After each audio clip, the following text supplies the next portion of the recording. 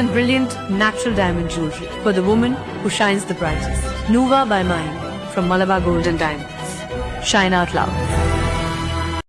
విద్యుత్ శాఖ మంత్రి గొట్టిపాటి రవికుమార్ ఒంగోలు నగరంలో పర్యటించారు. పలు అభివృద్ధి కార్యక్రమాల్లో పాల్గొన్నారు.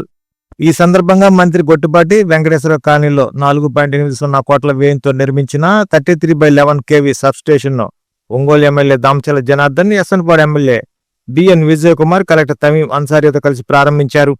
అనంతరం 10.50 కోట్లతో చేపట్టనున్న ఆర్డీఎస్ఎస్ పనులకు శంకుస్థాపన చేశారు.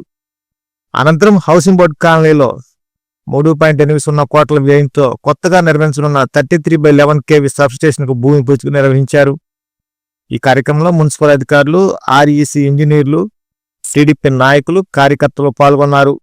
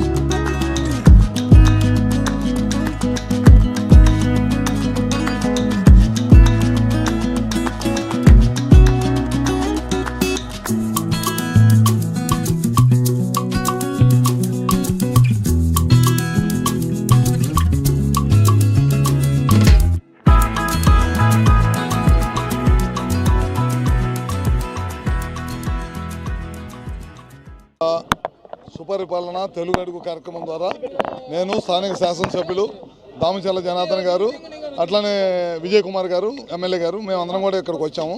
దాదాపు 4,80,00,000 రూపాయలతోటి వాళ్ళ సబ్స్టేషన్ ప్రారంభిస్తున్నాము. ఈ ప్రభుత్వం అధికారంలోకి వచ్చిన తర్వాత నాణ్యమైన విద్యుత్తు 9 గంటల విద్యుత్తు రైతులకి అట్లానే ఇళ్లకి మంచి విద్యుత్ ఇవ్వాలనే దానికోసం వాళ్ళ సబ్స్టేషన్ ప్రారంభించాము. ఇంకో సబ్స్టేషన్ భూమి పూజ చేస్తున్నాం.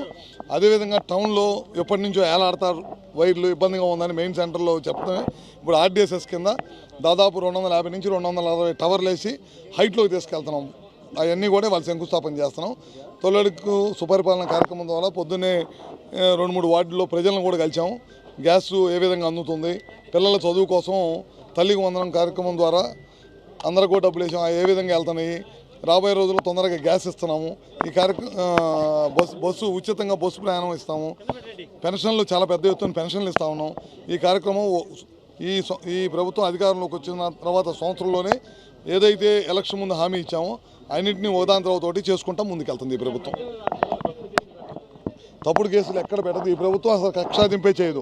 ఎవరైతే తప్పు చేశారో వాళ్ళని చట్టపరమైన చర్యలు తప్పక ప్రభుత్వానికి ఎవరి మీద కక్ష సాధింపు అనేది ఈ ప్రభుత్వానికి లేదు.